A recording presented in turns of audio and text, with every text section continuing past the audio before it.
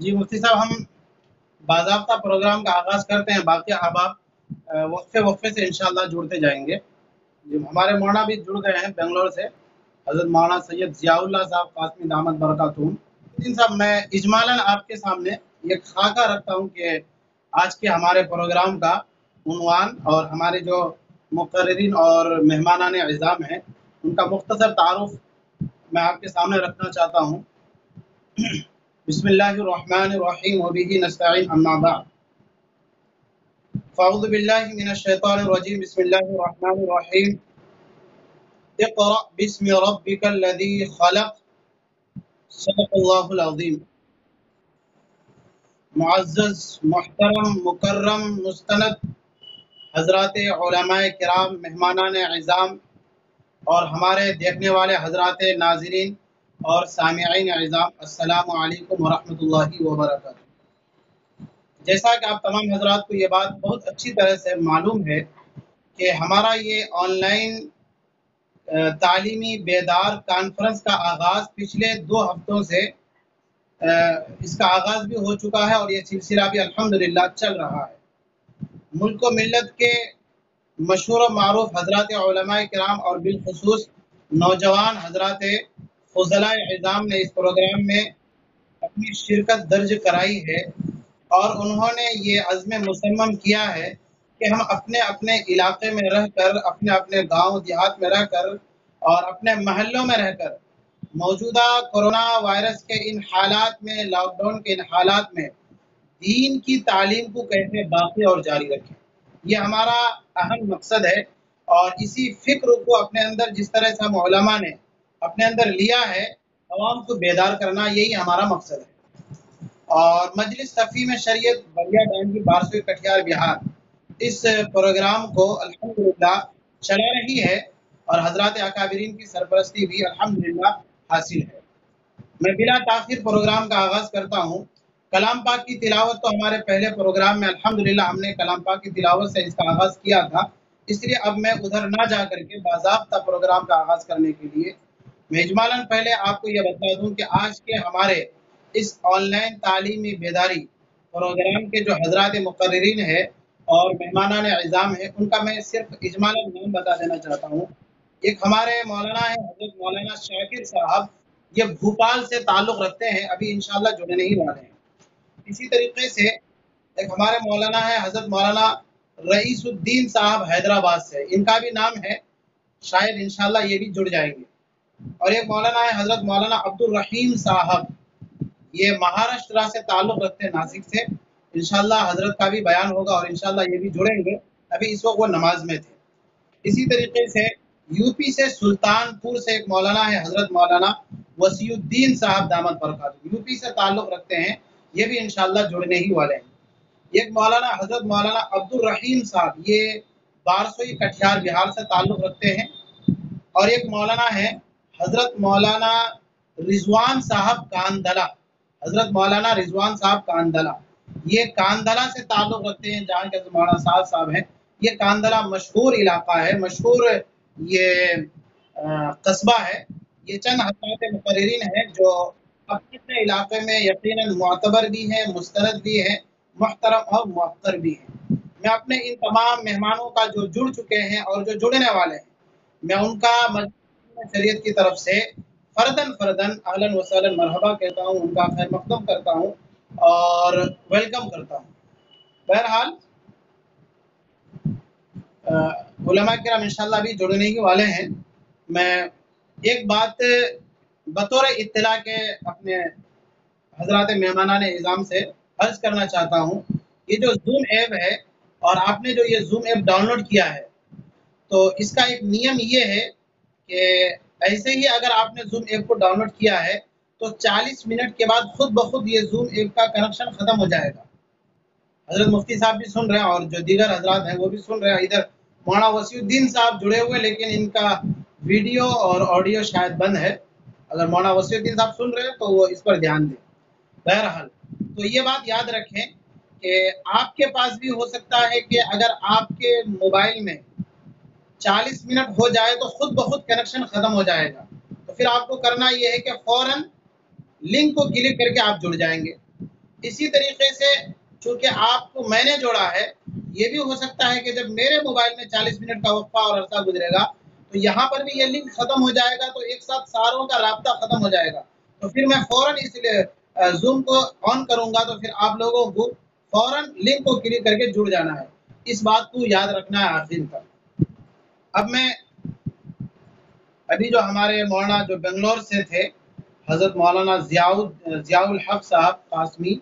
ये एक बहुत बड़ी शख्सियत है और बहुत बड़ी हस्ती है। हज़रत मौलाना मुफ्ती शुएबुल्लाह खान साहब के ये ख़ास मुरीद हैं और हज़रत के बिल्कुल करीबी हैं।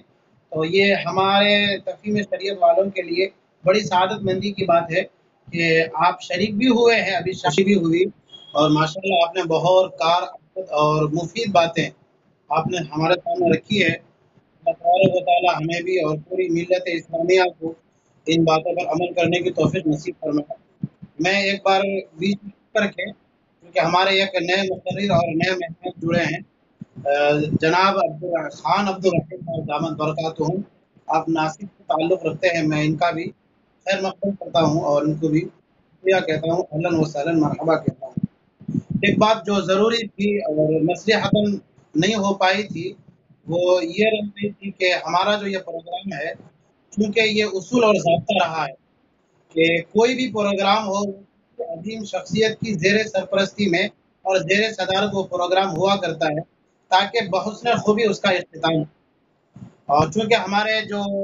आज के प्रोग्राम के ख़ास मेहमान हैं और ख़ास मुक़र्रिर हैं, वो जनाब हज़रत मौलाना सैयद ज़ियाउल्लाह साहब कासमी, आप हज़रत मौलाना मुफ्ती शुएबुल्लाह खान साहब के ख़ास मुरीद भी हैं और आपका हज़रत से काफ़ी अच्छा ख़ास ताल्लुक़ भी है। तो मेरी और बल्कि प्रोग्राम की बड़ी सआदतमंदी इस बात पे है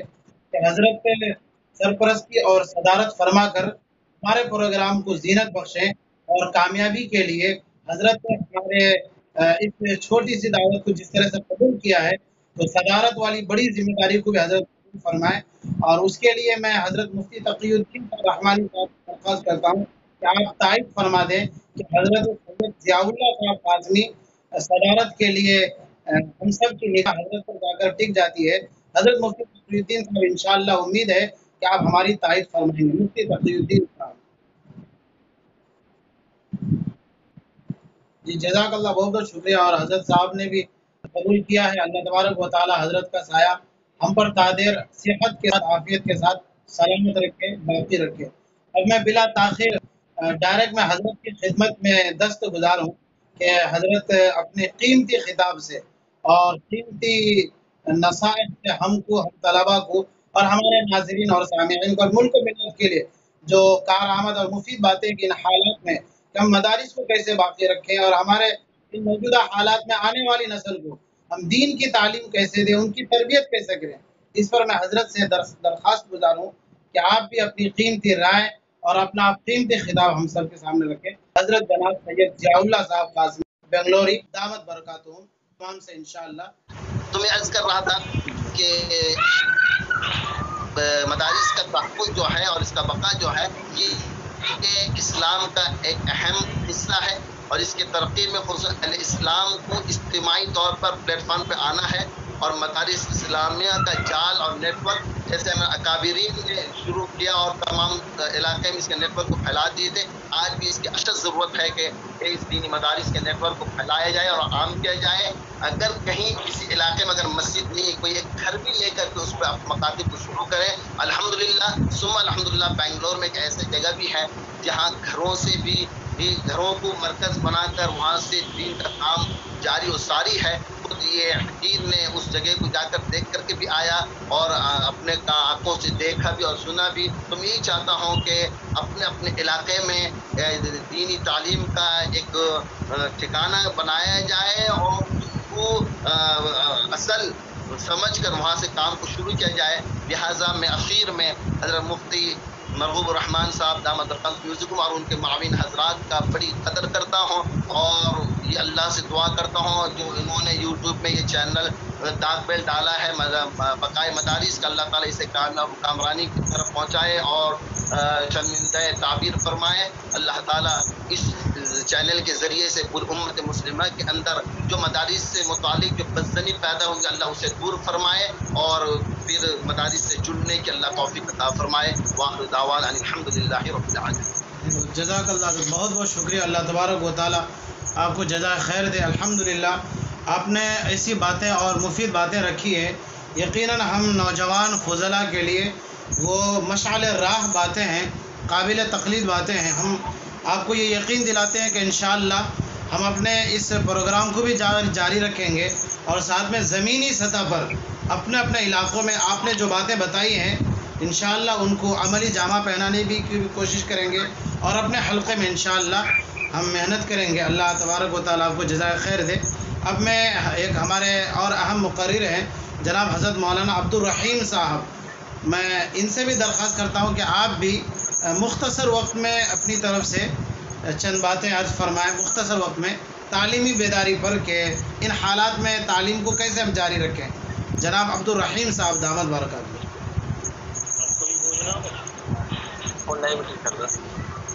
اب میں پروگرام کی کارروائی کو آگے بڑھانے کے لیے میں اپنے ایک خاص مہمان اور ایک خاص مقرر جناب حضرت مولانا مفتی رضوان صاحب کاندھلوی دامت برکات، میں آپ سے درخواست گزار ہوں کہ اس عنوان پر آپ بھی اپنا اظہار خیال فرمائیں گے۔ جناب مولانا رضوان صاحب دامت برکات۔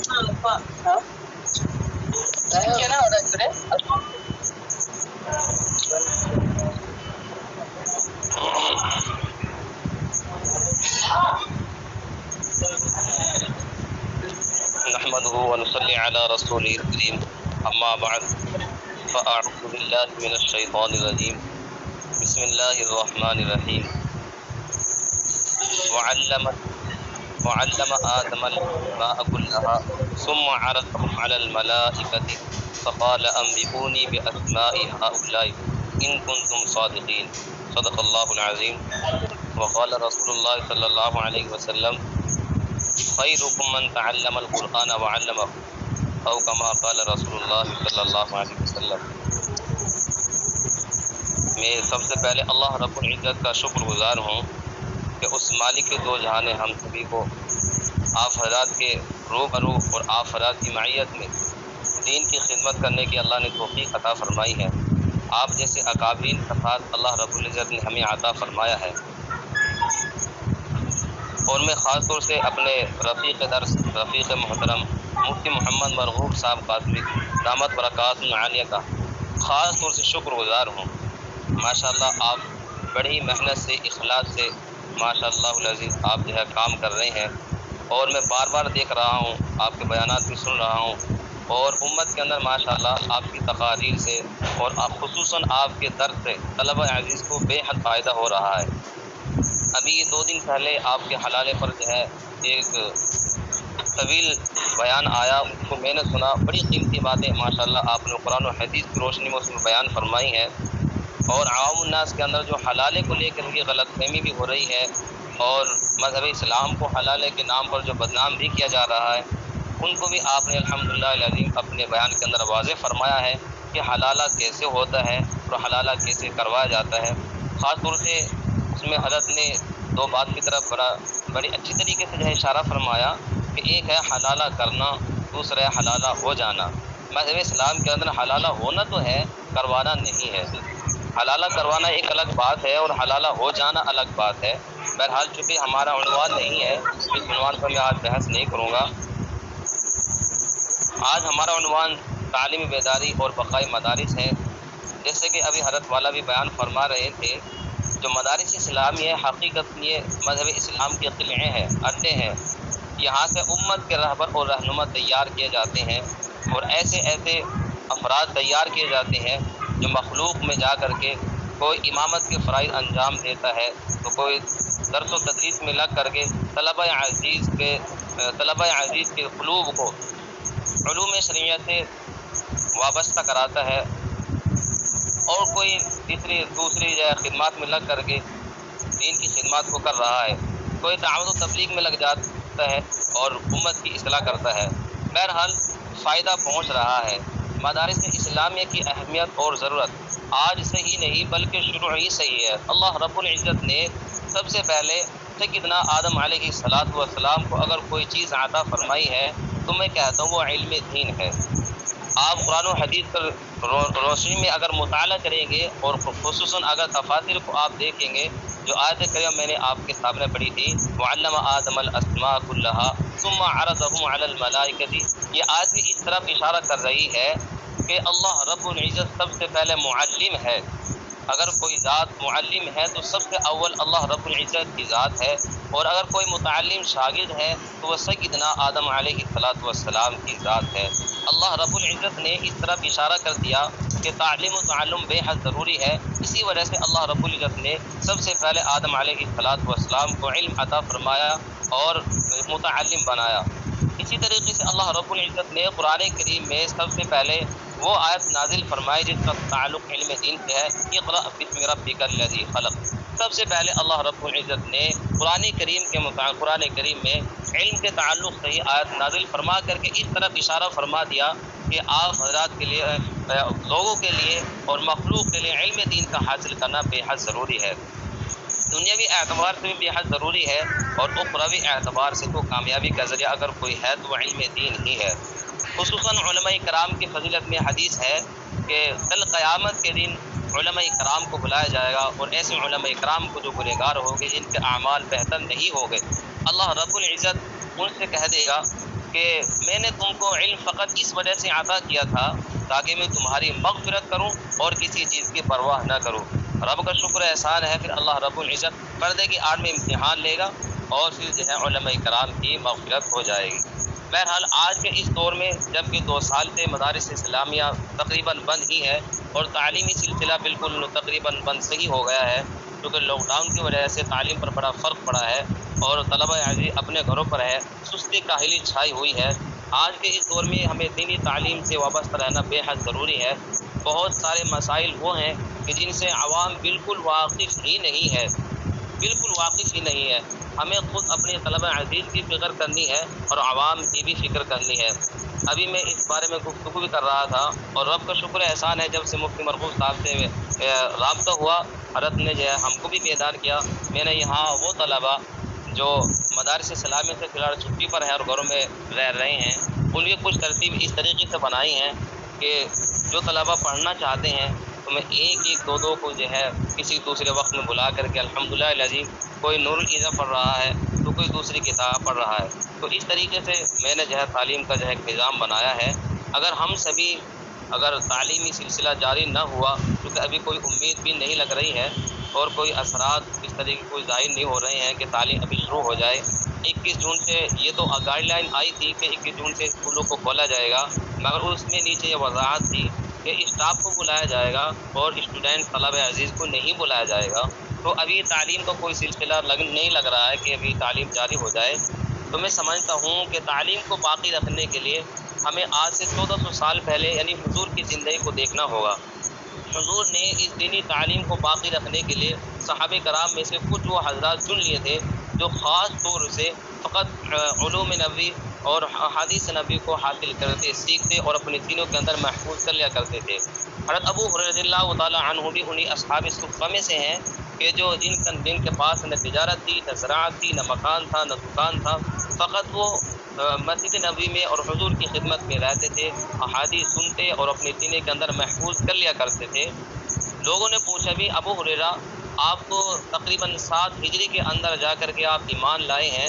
اور 11 ہجری کے اندر جا کر کے حضور کا وصال ہو گیا ہے، ان 4 سال کے عرصے میں آپ نے اتنی احادیث کو کیسے محفوظ کر لیا؟ تو سیدنا ابو ہریرہ رضی اللہ تعالیٰ عنہ کا بیان ہے کہ میرے مہاجر جو بھائی تھے ان کا تجارت پیشہ تھا، وہ تجارت پیشہ کا کام کرتے تھے، بازار میں آنا جانا لگا رہتا تھا، تو وہ وقت کم دے پاتے تھے۔ میرے انصاری جو بھائی تھے ان کی زراعت اور کھیتی باڑی کا کام تھا، وہ ادھر مشغول رہتے تھے، مگر میرے پاس نہ تجارت تھی، نہ زراعت تھی، نہ مکان، نہ دکان، نہ میرے پاس میں کوئی کھانے کا انتظام اور نہ ہی کوئی بندوبست تھا۔ میں تو فقط حضور کی خدمت میں رہتا، کہیں سے کوئی صدقہ یا ہدیے کا مال آ جاتا اس کو کھا لیتا، رب کا شکر ادا کرتا، اور کبھی کبھی فاقے کی زندگی گزرتی تھی، مگر یہ تھا میں ہر وقت حضور کی خدمت میں رہتا تھا اور احادیث نبی کو سنتا اور ان کو محفوظ کر لیا کرتا تھا۔ یہی وجہ رہی کہ آج تمام صحابہ کرام کے اندر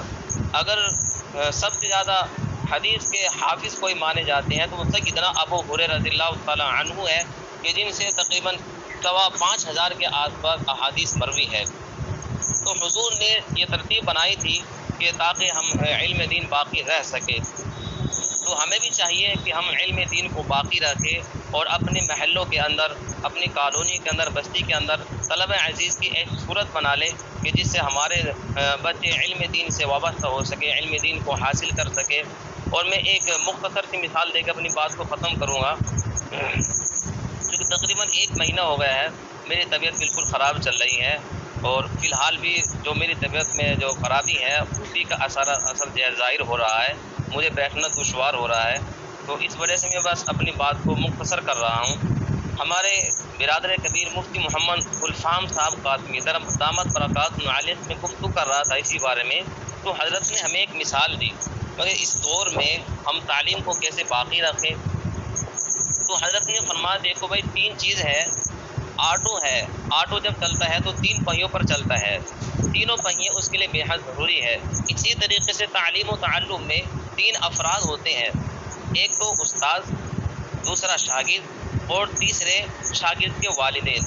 تینوں اگر مل کر کے کام کریں گے تو امید ہے انشاءاللہ العزیز تینوں کا فائدہ ہوگا اور تینوں کے لیے کامیابی ہوگی۔ اگر آٹو کا ایک بھی پہیہ نکال دیا جائے تو آٹو جو ہے چل نہیں پائے گا، اور اگر کسی کھڈے میں گر جائے تو نکل نہیں پائے گا۔ اسی طریقے سے حضرت نے ہمیں سمجھایا اور بتلایا کہ دیکھو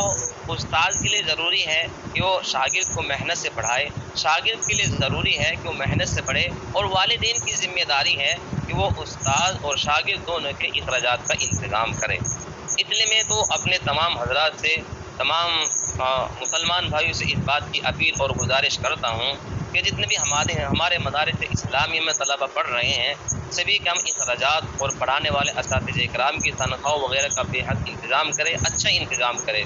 کیونکہ جب ہمارے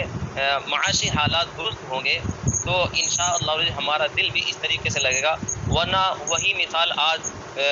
حضرت تھانوی علیہ رحمہ کی وہ مثال اور وہ بات جو حضرت تھانوی علیہ رحمہ نے اپنے زمانے میں کہی تھی وہ بالکل صادق آ رہی ہے۔ حضرت نے کہا تھا، میرٹھ میں جلسہ ہوا تھا، اس وقت میں حضرت تھانوی علیہ رحمہ نے کہا تھا لوگوں، یہ امام، یہ علماء آپ کی تنخواہوں کے، آپ کے پیسوں کے، آپ کی جو ہے محتاج، آپ کی مدد کے محتاج نہیں ہے۔ الحمدللہ یہ کاروبار کرنا بھی جانتے ہیں، تجارت بھی جانتے ہیں، زراعت بھی جانتے ہیں، سب ہنر جانتے ہیں۔ اگر آپ ان کی تنخواہوں کا، ان کی اخراجات کا بندوبست نہیں کریں گے تو یاد رکھو ان میں سے کچھ وہ ہوں گے جو چاول کی دکان کھول لیں گے، کچھ چینی کی دکان کھول لیں گے، کوئی وہ ہوگا جو کپڑے کی دکان کھول کر کے بیٹھ جائے گا اور اپنی روزی کا انتظام کر لے گا۔ مگر یاد رکھنا آج سے 50 سال کے بعد میں تمہاری نسلوں کا حال یہ ہوگا، کوئی یہودی بن جائے گا، کوئی نصرانی بن جائے گا، کوئی مشرک کافر ہو جائے گا۔ آج یہ ہے حضرت تھانوی علیہ رحمہ کی وہ بات جو حضرت نے اپنے زمانے میں کہی تھی آج بالکل صادق آ رہی ہے کہ ہماری نسلیں آج کفر و شرک کی طرف جا رہی ہیں، یہودیت اور نصرانیت کو اپنا رہی ہیں۔ اس لیے اگر ہمیں کچھ اپنی نسلوں کی فکر ہے تو ہمیں چاہیے کہ ہم تینوں افراد یعنی استاد، شاگرد اور شاگرد کے والدین اور اس کے سرپرست اور اس کے ذمہ دار سب مل کر کے ہم جو ہے اس میں لگے رہیں تو انشاءاللہ العزیز میں سمجھتا ہوں کہ سبھی کے لیے کامیابی ہوگی، دنیا میں بھی کامیابی ہوگی اور اخروی میں کامیابی ہوگی۔ اللہ رب العزت ہم سبھی کو علم دین سے وابستہ فرمائے اور دین کی خدمت میں لگے رہنے کی اللہ ہمیں توفیق عطا فرمائے۔ میں آخر میں اپنے رفیق محترم مفتی محمد مرغوب صاحب اور ان کے دیگر اصحاب کا بے حد شکر گزار ہوں کہ انہوں نے ہمیں یاد فرمایا اور ہمیں بھی جو ہے کسی قابل بننے کے لیے ہی ہماری اصلاح کے لیے اور بننے کے لیے حضرت نے ہمیں جو ہے مدعو فرمایا ہے۔ اللہ رب العزت تمام حضرات کی دینی خدمت کو قبول فرمائے اور آخرت مغفرت کا ذریعہ بنائے۔ وما علینا الا البلاغ۔ جزاک اللہ، بہت خوب، بہت بہتر۔ اللہ تبارک و تعالی ہمیں آپ کی باتوں پر عمل کرنے کی توفیق نصیب فرمائے۔ میں سمجھ سکتا ہوں کہ آپ کے اندر جو جذبہ، جو کڑن ہے، اور وہ دیکھ کر کے پتہ چل رہا ہے کہ شاید آپ ہم لوگوں کی طرح بہت آرام سے اور اطمینان سے نہیں بیٹھے ہیں بلکہ شاید کہیں باہر، لیکن اللہ تبارک و تعالی آپ کے جذبے کو باقی رکھے، ہم قدر کی نگاہوں سے دیکھتے ہیں، اور انشاءاللہ یہی وہ کڑن اور ایک فکر ہے کہ جو انقلاب پیدا کر سکتا ہے۔ بہرحال ایک لمبا وقت ہو چکا اور ہمارے بزرگ حضرات بہت دیر سے سن رہے ہیں، دیکھ بھی رہے ہیں اور قیمتی باتوں سے نواز بھی رہے ہیں۔ میں آخر میں تمام حضرات کا، تمام شرکائے اعظام کا تہہ دل سے شکر گزار ہوں، اور مجلس تفہیم شریعت بڑیا ڈانگی بارسوئی کی طرف سے بھی میں آپ تمام حضرات کو جزاک اللہ خیرن کہتا ہوں کہ آپ تمام حضرات نے اپنا قیمتی وقت نکال کر 1 گھنٹہ اس کے لیے خاص کیا۔ اللہ تبارک و تعالیٰ آپ تمام حضرات کو جزائے خیر دے، اور میں آپ سے یہ امید کرتا ہوں جیسا کہ آپ حسب معمول ماقبل میں جس طرح سے آپ اپنے اپنے علاقے میں، گاؤں میں، محلے میں رہ کر کے دینی تعلیم کے لیے فکر مند تھے اور جو کوشاں تھے، وہ انشاءاللہ آپ اپنے اس پرانے فکر کو دوبارہ پیدا کریں گے اور اس کو اور مزید رفتار میں تیزگی لائیں گے۔ اب